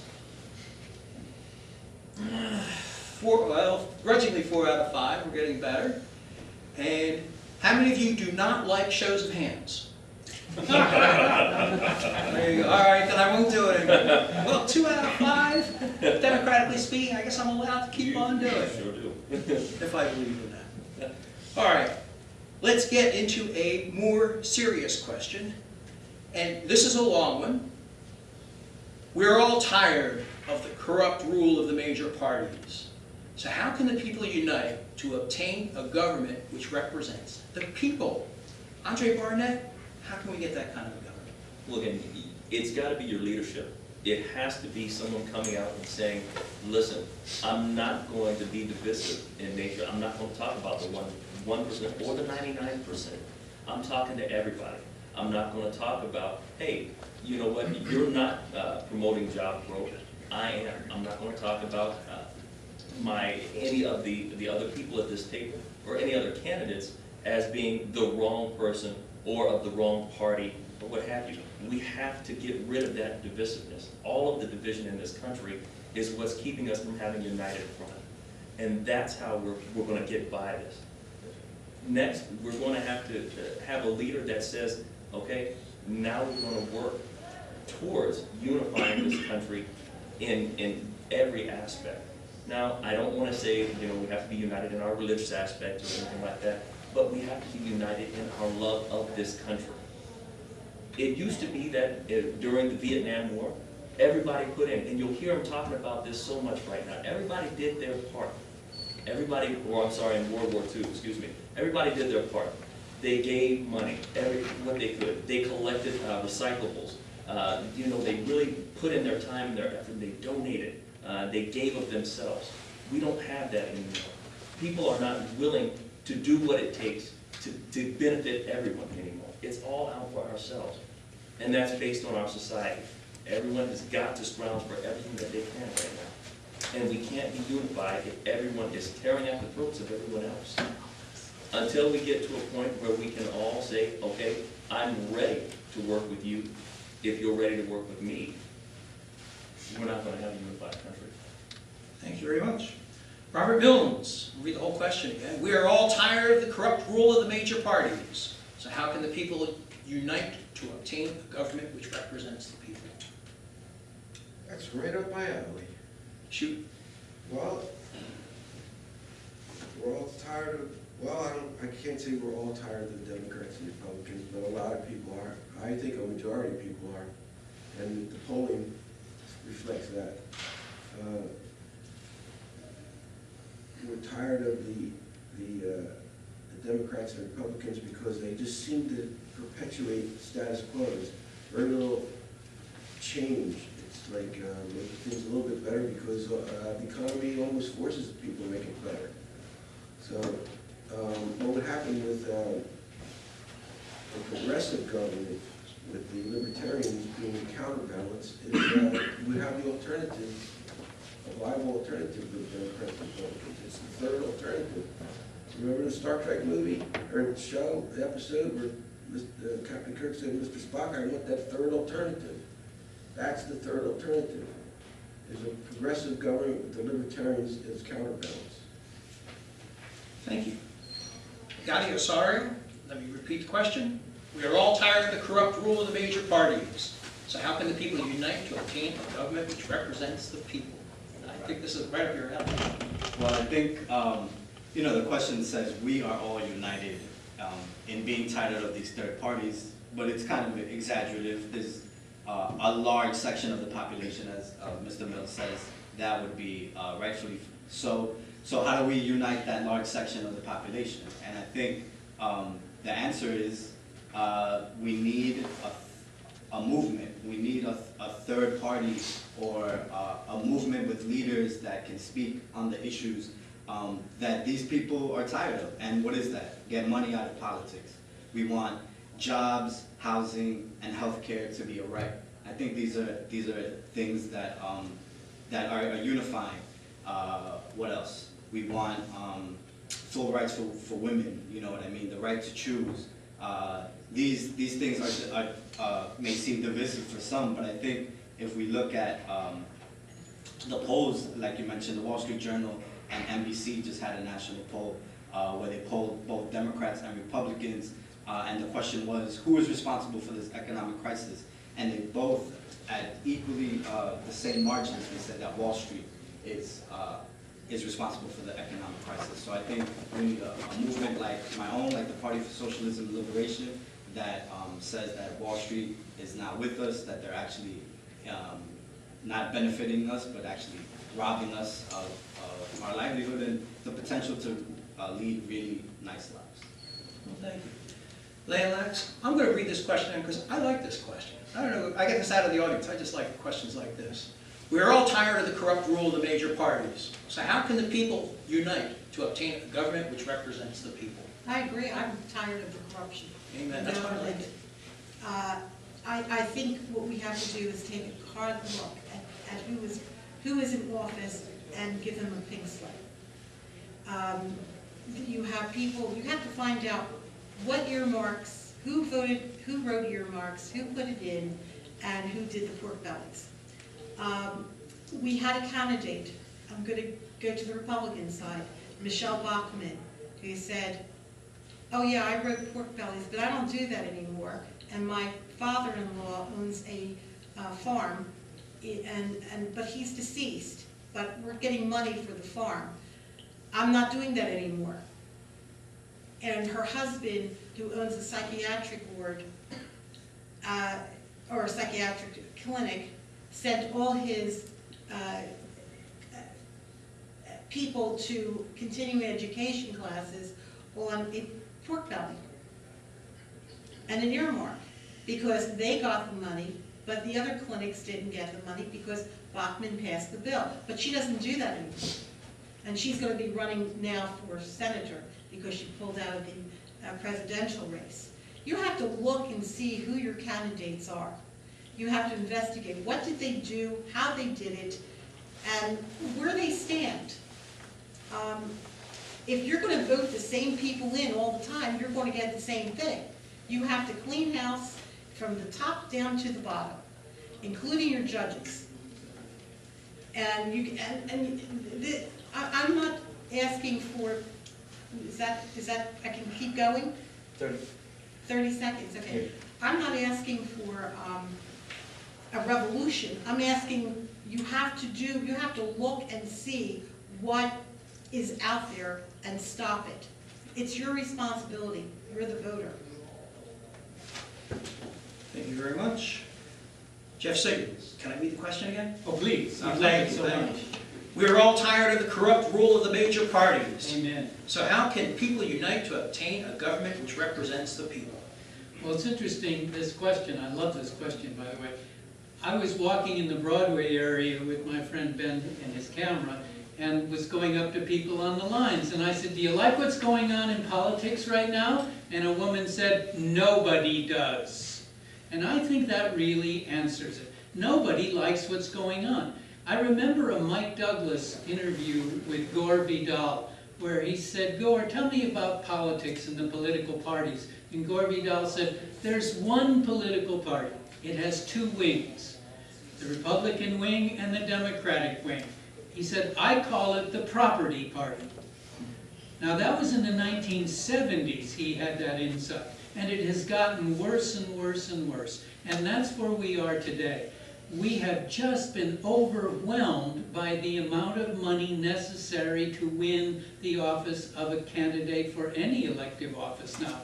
It's just huge. As I said, they say Obama will spend $1 billion and whoever the Republican is will spend $1 billion. What is $1 billion? Anybody know? Let's look at this a minute. $1 million is 5 stacks of $100 bills. 5 stacks of $100 bills, each a foot high. That's $1 million. $1 billion is 5 stacks of $100 bills, each as tall as the Empire State Building. Now these are $100 bills, 5 stacks of them, and that's what's going to be spent. That's obscene. We must get the corruption out. That's why the method that I'm trying to say here, let's have an election inside the election. Let's deny those two parties. Let's give people really good qualified candidates to choose from, but let's not have it be a Democrat or Republican who's spending billions of dollars. Because in my way, it's free. They're not going to spend anything. They're not going to campaign. They'll get the word out. The free media will get the word out. If people like Mike Huckabee and Bill Gates and those people are the candidates. So let's do it. Let's find some way to have that happen. Thank you. Thank you. Andre Barnett, I'm going to read it again. I don't care. I think you asked me first. Oh, did I? You are correct. I'm looking at my notes here. All right, that means it's time for a lightning round. Oh, yeah. And since I'm allowed to do shows of hands, I'm going to do it again. Show of hands. How many of you have children? Just one parent here. Okay. No, I have a son. Oh, quick, get your hand up. It's a lightning round. I don't like hands. What would you like to read? You can read it. There you go. All right. How many of you are married? Nobody married. I'm a widow. Okay. Have been married. Had been married. All right. And this is why my daughter is always big on this. How many morning people do we have here? 3. How many night people do we have? All of you. I was going to ask, and who's both? I was like, a couple of us, and who's a neither? All right. That's good. Okay. Next question then, serious question. I'm not kidding. Okay, what are your feelings about the environment? Pollution, air, water, oil spills? What are your feelings about the environment? And this time we start with Robert Millens. Well, I started using the term oily bomber to refer to the president after that Gulf spill. And I picked it up, I didn't originate it, I picked it up, but that's what I thought about it. It was an opportunity, at the same time I was going on, right around that time was the bailout of the auto industry. That was a perfect opportunity to pivot the United States away from oil and towards solar, wind, and even George W. Bush mentioned hydrogen power. Even he knew that hydrogen was the future of energy. So that was a perfect opportunity, and he of course, missed it. All right, thank you. Yadi Asario? Where'd the question go? Okay, what are your feelings about the environment? About pollution, air and water, oil spills? I think we definitely have to make a drastic change in the way we view the environment. By we, I mean, well, I think that the industry has to basically make a drastic way they move the environment. Unfortunately, the capitalist method, international method of being, is that they're worried about the next quarter's profits. They're not worried about the next quarter's water supply, if it's good to drink for people or not. I mean, and it's evident all around us. We have global warming. We have the BP oil spill, which I was part of that campaign to get justice for the people down in the South. And I think we can look at nations like Cuba for the answer to our environmental problems. Cuba has been reported by the UN to be the only nation on earth to be both sustainable while at the same time developing their economy, which just proves, you know, what kind of focus the people of Cuba have, and that's a socialist focus, meaning that they're not going to risk their own environment, they're not going to risk the world's environment just to make a couple of bucks, even though they are making a couple of bucks. You know what I mean? They're still developing their economy, but they're doing it in a sustainable manner. Thank you. Leila, what are your feelings about the environment, pollution, oil spills? That's a loaded question. Fire. We need energy. What form of energy, we have to ask. Where are we going to go? You have windmills. That's great. What is it going to look like if you have a windmill in your backyard or in a whole row of places where it would be seed, and then I had solar power in Florida, and when I lived in Florida, the community that I lived in didn't want me to put a solar panel on my roof because it was not, it wasn't environmentally appealing to them. Now, Florida's a sunshine state. I got a lot of power from the solar panel. This is not a sunshine state. In order for you to have these solar panels, you'd have to put them in Arizona, Texas, where you're getting more sun energy produced from that. Wind power, they started putting windmills in Florida on the beaches, took away the beaches. The people complained about that. I mean, environmental things are very nice and very sound, but we have energy here that can be cleaned up. We have oil, natural gas that can be cleaned up, made clean. You have mines of coal that have to be opened and used, and you can clean the coal. You can take the toxins out of the coal. But this is something that you can't do it overnight. It's going to take a long time before we're able to develop different forms of environmental energy for the United States. And I mean, I have not seen one country that has that runs by itself on any form of energy that's solar or windmill. That's by itself. I mean, I have seen gas. I have traveled all over, and I have not. Oh, I'm sorry. She's Sorry. real good about that, stopping when she sees something. It's all right, so we'll come around to Jeff Siggins. Jeff, tell us, what are your feelings about the environment, pollution, air, water, oil spills? Well, we have one home, it's called Planet Earth. I like my house to be clean, I don't want it to be dirty, I don't want to drink foul water and breathe foul air. I really don't. It's not good for people's health, especially for children. Also, in our environment, we talk about, I'm hearing about energy. I was thinking about this early this morning. You know, the oil companies say, well, we have 100 years of oil left. Yeah, well, what after that? Is there no more for our grandchildren's grandchildren? Is that it? We just going to say, well, sorry, we took it all in 150 years. We took all the energy, ha ha ha ha ha ha. We got it and you didn't. We made lots of money and you don't have anything left to make anything out of plastics, medicines, whatever. We took it all. Is that what we're going to do to this planet? We're just going to rape all the wonderful things that were given to us in just 150 years that the Industrial Revolution has been alive?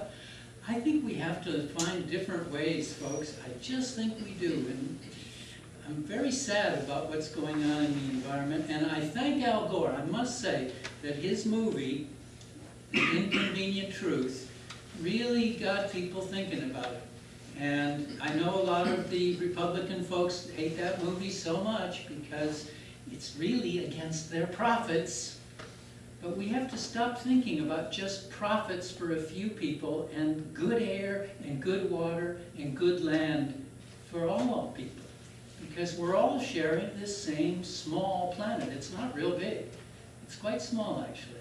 And that's how I feel about it. Thank you. Andre Barnett, tell us, what are your feelings about the environment, pollution, oil spills, air and water? Well, I think everyone wants our environment to be clean. I've heard the Gulf oil spill brought up quite a few times here. My company, during that particular incident, developed an international brain trust that actually worked on various solutions, and we offered them to BP. We offered them to the government. We offered them free of charge. Now, there's a couple issues here as well. When we're talking about energy, there's so many pieces of legislation that are against the development of new energy. The capitalists, I shouldn't say capitalists, I'm sorry, but your global elites, they actually have legislation in place if you push something that they would consider perpetual energy, if you will, not requiring an outside energy source to create more energy. You can't get a patent. They will not issue it. We know this firsthand. My company actually developed one of these pieces of machinery. And they denied us that patent because it was considered perpetual energy. If you're not using another source, if you're not using up some of the Earth's natural resources or a man-made resource, energy source, you can't manufacture this. You can't sell it on the market.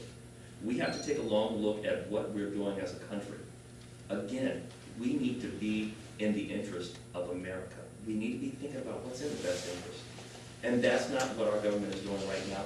Again, our people are beholden to all of your global elites, your corporate elites, and we have to get out of that mindset.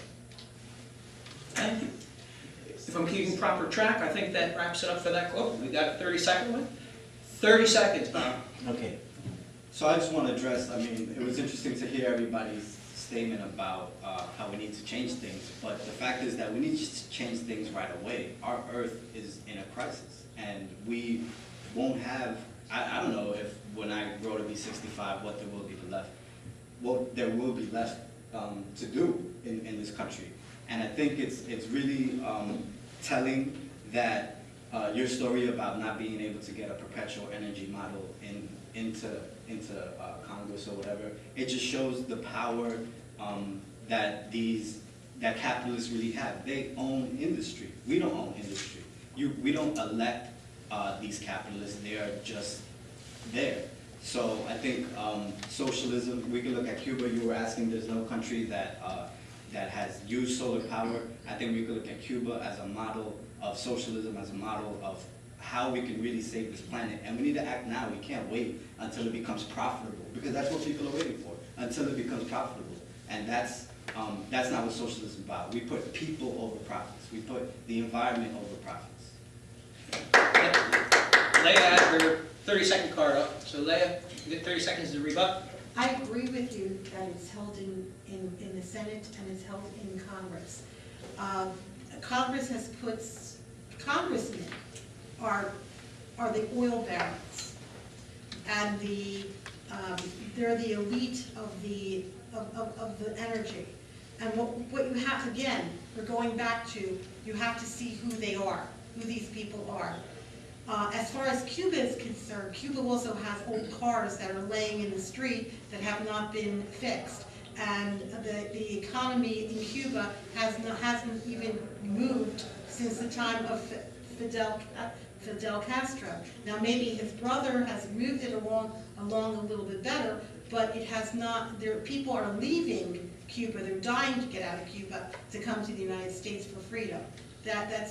And communism and socialism is not exactly the best form of living.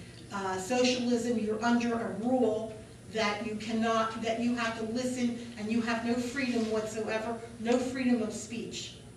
Thank you. I'd like to reply to that. Real quick. All right, 30 seconds, Bob. And this is my last one, but nothing I've said will persuade anyone, hopefully, to support socialism. I'm not supporting socialism. What I'm supporting is the Constitution of the United States. And we as a nation, our government needs to be beholden to the Constitution and to the people, not to the international community, not to the corporate and international or global elite, but to the people of this country. And if we're not willing to do that, if our Congress and our President aren't willing to do that, that's when the people need to take a strong look at who they're electing and what those people are standing for. Be educated, America, be educated. Think about the people that you're electing, know about the people, listen to the solutions that they are pushing in front of you, and make sure they're viable to you. Thank you. Thank you. All right, we are coming to the end of this. I'm surprised how quickly the time went by. It's a lot of, it always goes quickly when you're having fun. So what I'd like to do is one final lightning round, and then we'll go into the closing statements. And it's a shame because we still have a lot of good questions left, but so be it. My final one, I'm going to do this one a little bit differently again. First person to put their hand up gets to answer it first. I want to know, among your panelists up here, 5 of you, we listened to you for the last couple hours, we heard a lot of interesting points of view. I want to know which one of each other you agree with the most and why. Who wants to volunteer? I think I got you first. Well, we'll go ladies first. Look like there's some time. Pardon my chivalry. I agree. I don't know your name. Andre. I agree with Andre. Why is that? Because we're basically on the same. We're basically on the same level. We both are interested in the United States, the Constitution, and the people, and we're out to protect the Constitution, not to ruin it, not to take it away, not to make it into a totalitarian. Yeah, thank you. You only get 2 sentences, so you may as well use big words. Co-government. And socialism is exactly what it is. You have a dictator. 2 sentences. I'm sorry. You're forgiven. Again. Jeff Siggins, you had your hand up. Yes, I did. Who do you agree with the most and why? 2 sentences. This gentleman to my right here, without going to that side over there, I agree with most, and I think he had a very well thought out, and he's really looked at what he has wanted to present today. And I think that alone, just his presentation, has been so excellent that I just want to commend him on it. So I say Andre. And he's not a Toastmaster. Yeah, he's not a Toastmaster. That's the thing that gets me. He's All not right, a who Toastmaster. wants to go? All right. Aye. I feel like I agree more with Mr. What was it again? Jeff? Jeff Siggins. Jeff Sickens. Just because I feel a lot of what you've said has been putting people over profits, and I think that's what my campaign stands for, people over profits. All right. It's hard for me to say I agree with one person. I agree with many parts of what everyone on this panel has said. It's just hard to say that this person I agree with the most. Everyone has something. Leah, I have to say that she's probably the most agreeable, but I am for the working class person. So I have to agree with him, but I don't support socialism. But I agree that the working class needs something back. I agree that we need to protect our Constitution. I agree that we need to work. 5 cents. Oh man, that's 5. I thought it was a run-on. Run-on sentence. No, you're not a Toastmaster, that's right. No, that's good. That's right, I'm not a Toastmaster. I'm a run-on sentence maker. All right. We still have somebody to bring in here. Robert, who do you think? Who do you agree with the most and why? Well,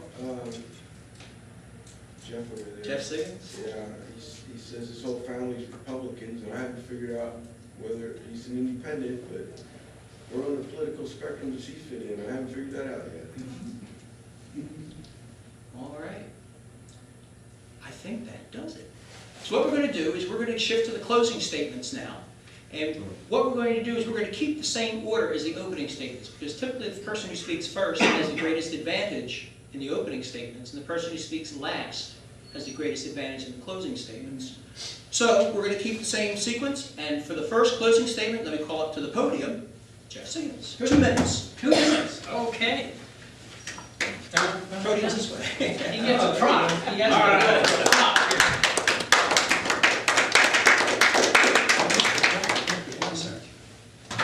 All right, my closing statement. I am running for President of the United States so that I can give it to somebody else.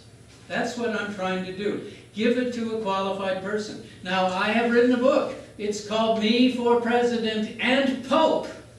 Right? So it gets, I hope it strikes a chord with people. This is what it's about. Get somebody qualified into the presidency of the United States who is not beholden to corrupt people who are going to donate $5 million to a super PAC or whatever. That's where the problem is coming from. It's coming from people who are called fat cats. They don't give their money for no reason at all. There's a reason they give that money. They want something in return. That's where the corruption in politics has come from this enormous amount of money that we give our politicians. And they say Mitt Romney is running against Washington, and Obama is running against Wall Street. Well, I'm running against the combination of those two things, and that's very different. That's very different. It's Wall Street's buying of that political power that's causing the problems in America.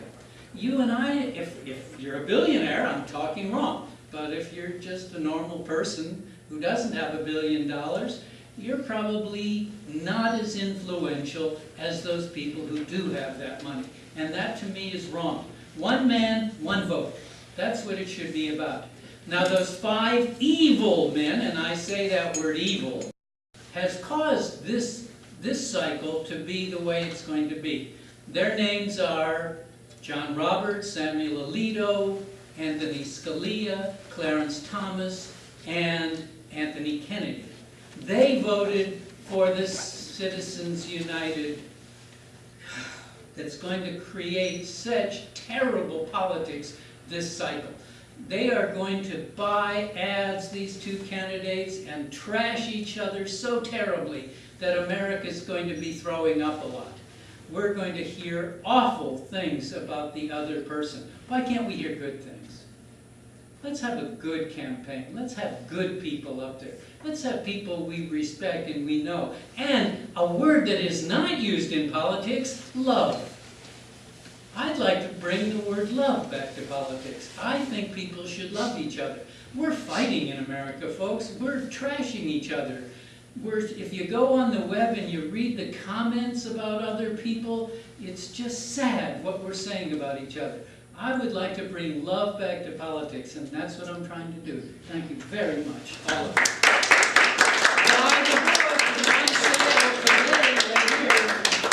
Thank you. Writing candidate Jeff Siggins.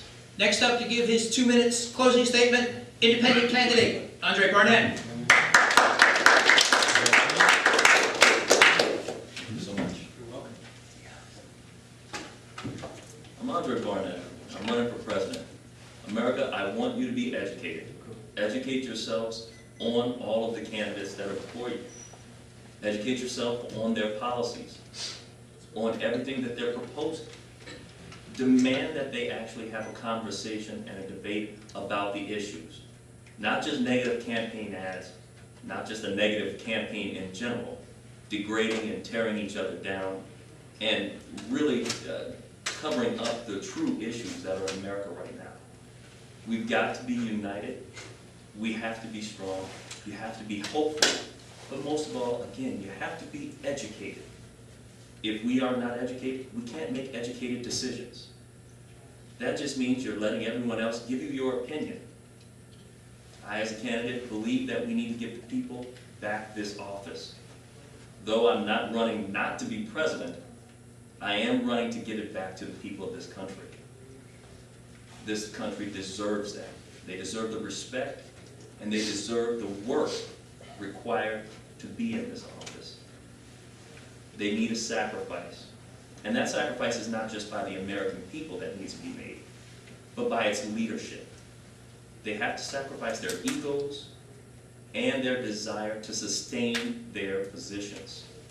They need to be willing to make those hard decisions, not hard decisions that are just hard on the American people, but hard on corporate America, hard on the international community, hard on themselves. Thank you.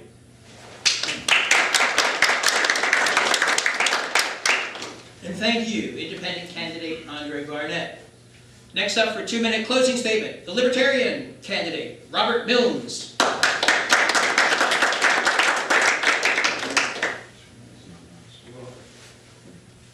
I really don't even need 2 minutes, but I'll try to take it up. I've already said pretty much what I was saying.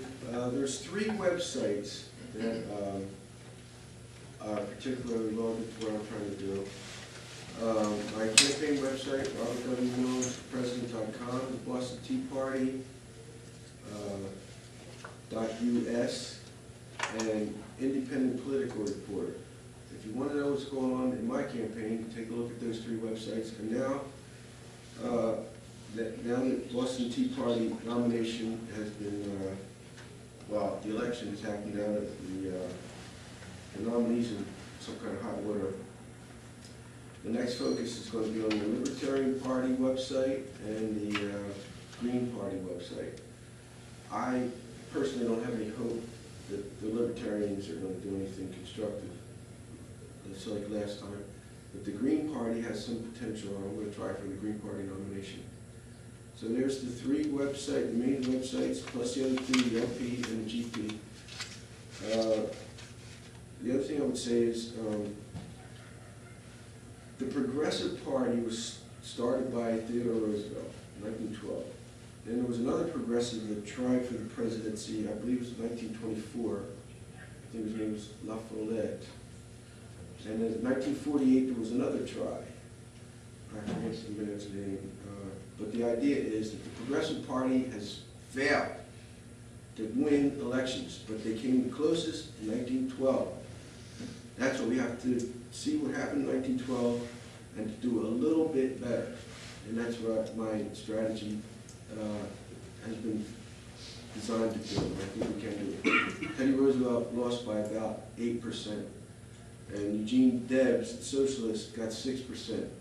So it shows you how close it was to Teddy actually winning the election. And if he hadn't, he could have developed the Progressive Party so it would continue to win. It would have been re-elected every year after that if he hadn't won in 1912. So that's what we have to do. No more electing Democrats and Republicans. Let's elect progressives, and libertarians as counterbalance. That's the secret to what we need to do.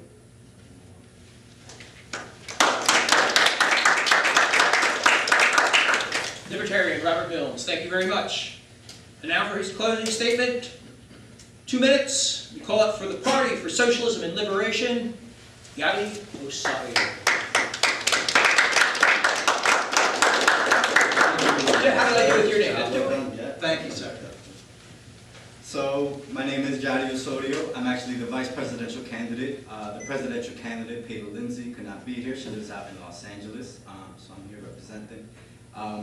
Definitely check out our website, votepsl.org, and also pslweb.org, where you can find out more, not just about a campaign, but about what is socialism. Why am I a socialist? Why are we socialists? Why does our party believe in that? We have a whole educational section, talks about what is the capitalist class. And I'm talking about economic terms, things you learn in school, you know what I mean? This isn't made up out of nowhere. And it's important that we do educate ourselves, because for some people, socialism means dictatorship right away. They think, Castro, and they think Kim Jong-il, and all these things. But really, socialism means putting people over profits, first of all. It means solidarity with all people. It means being able to live a life free, and free from oppression, meaning you have a job, meaning you have the ability to take care of yourself as far as health goes, meaning you have the right to enjoy yourself with your family and recreation and stuff like that. And then currently, unfortunately, under our system that we live in, capitalism, there's no way to produce jobs for everybody. Actually, most economists would agree that there is such a thing as a healthy unemployment rate. And in this country, the healthy unemployment rate is considered 4% of the people unemployed. That's not including the people in jail. That's not including undocumented immigrants and stuff like that. And what does that amount to? 4% of the unemployed amounts to 5 million people. And that's okay under the capitalist system, supposedly. We say no. We say that those 5 million people deserve a job. You know what I mean? If they can work, you deserve to work. And capitalism can't solve this contradiction. We need a planned economy. An unplanned system leads to a crisis of overproduction. If anybody can go out there and become a sneaker maker or become a house builder, then eventually we're going to have what we have now. And that's too many houses for people to live in. There's 18.5 million empty homes right now just waiting to be sold. How many homeless people do we have in this country? 3.5 million homeless people in this country.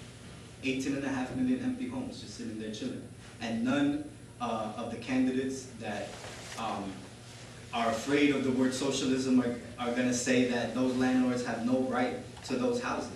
Our party says that those landlords have no right to those houses. We see a very simple solution. The Occupy movement showed us in my city of Brooklyn, New York. We moved homeless people into houses that were just sitting there doing nothing. And we improved that community by getting rid of all of these houses that were just sitting there boarded up. Under capitalism, technology is used not to better ourselves, but technology is used to give people unemployment. The vast resources of this country are in the hands right now of banks. We need those vast resources to be in the hands of the people. We want the $8.9 trillion that the banks are sitting on now to be held in trust in a democratically controlled organization. Who would be on the board of that trust? It would be working people. It would be, mothers. It would be union workers. It would be scientists, people that really know that what's going on with our community. So definitely, please check us out. I'm so glad for everybody that's here. I can't wait to talk to everybody afterwards. Please talk to me. And thank you once again for the audience. Thank you, Yadi Rosario from the Party for Socialism and Liberation. And our final closing statement will come from Leah Lax, representing Democrats. Leah. Thank you very much for having me here. My name is Leah Lax. I'm running for president on the Democratic ticket. If you don't see my name on the ticket, please write it in, because Obama has been doing his little tricks. I want to be the president for the people, by the people, for the Constitution, protect the Constitution, to be a leader with the people and to lead them into prosperity, not distress. Socialism, I know what socialism is. My family lived in this, my grandparents lived in a socialistic country. My grandparents lived in the National Socialistic country in Germany, and they ran for their lives. Socialism is a way of taking away that watch you have on your hand because someone else does not have a watch. So therefore, you can't have that watch because it belongs to the people. Democracy allows you to have that watch. Capitalism allows you to have that watch. You have a property. You're going to let somebody go squat in your property and take it over? Socialism allows that. Democracy doesn't. We have a constitution here that we have to protect. And we have a socialist organization now in power. Obama is a socialist. He said, I'm a socialist. Throughout all his speeches, he said, I am a socialist. And no one listened. And what do you have? You're sad. Everyone is very sad here. You lost your jobs. You can't afford college. You can't afford a new pair of shoes, maybe another dress. Put food on your table. Instead of having meat, you're giving your kids pasta. Instead of filling your car up, you're putting $20 in. You're going to work to pay for gas. We have a socialist country now. And it's snuck in, and it's slowly slicing up the Constitution of the United States and taking away your rights. Do you want to go to this? I mean, is this what you really want? I mean, and as far as marijuana is concerned, you know, I approve of it as a medicinal product, nothing else. There are states that already have it as a medicinal product.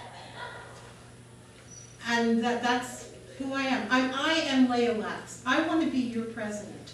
I want to make what was wrong right. And it's going to take a hard person, a strong person to correct this. And I am a strong person. I was called a lot of things by Mr. Obama. And I have thick skin, and I stood up to him. So please, in the primary, please elect me. Thank you.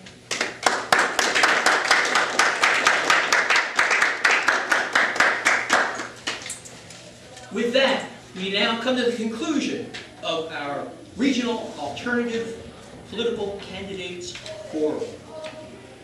One thing I would like to add is that Pennsylvania is very difficult to get on the ballot. The ballot access laws here are so restrictive that an independent or third-party candidate requires between 10 and 30 times as many signatures to get on the ballot, even though Pennsylvania's Constitution says all elections shall be free and equal. Apparently some candidates are more equal than others. Right now, in the Senate Bill 21, the Voters' Choice Act is there to equalize that playing field. So if you want to do something to help democracy in Pennsylvania, best thing you can do is call your state representative, your state senator, and ask them to support Senate Bill 21, the Voters' Choice Act, so these fine people have a chance, a better chance, to get on the ballot, so we, the citizens, can be better represented and have the candidates of our choice. With that, I would like to thank you all for spending this beautiful, cold afternoon. I'd like to thank the Borough of Swarthmore for allowing us to meet in their council chambers. And I have one final lightning round question for the audience. Did you all have a good time? Yes. Thank you very much for coming. My name is Ken Krawchuk, your moderator and a distinguished Toastmaster. Thank you all.